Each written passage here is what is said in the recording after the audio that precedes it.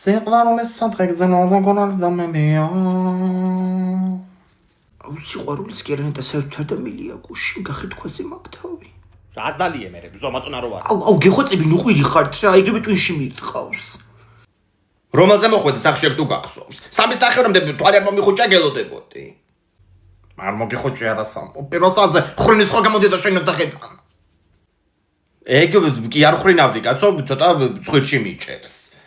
აუ მე ტვინში მიჭერს, ნეტა თიკო როგორ არიან, ტელეფონიც არ მინახავს. თეკლაზე დამიდეკა, კისერი აქ ნატკენი ამ კალბატონსო და კისერი საიდან იტკინა ვერ გავიგე. მე რა ვიცი. აუ გამახსენდა.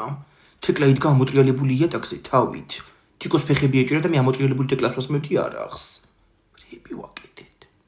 დედა, ამათ რო კითხო, გოგო ვერ ჯობიათ თელკალაკში რა. და თიკო რატომ მივიდა გამოფხრწელი შარვლით სახლში?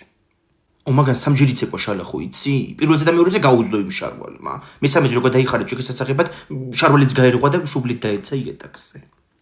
დედა რა დღეში ვიყავით ხომ ნეტა იცოდეთ სოფლის გოგოები ახალწლებს, ლეგენდები და დედა ხომ თაცობალში ჩვენზე იმდენ სომდით. მაგრამ მე ამოქმედა ეს მშრალი კანონი და კი მე ყოლა აგერა პირველი შვილი. რეებს გაიხსენებს ხომ ეს კიდე. გომარიკო ჩავაგზავნე, კაიცხელ ხინკალს ამოიტანს ახლა.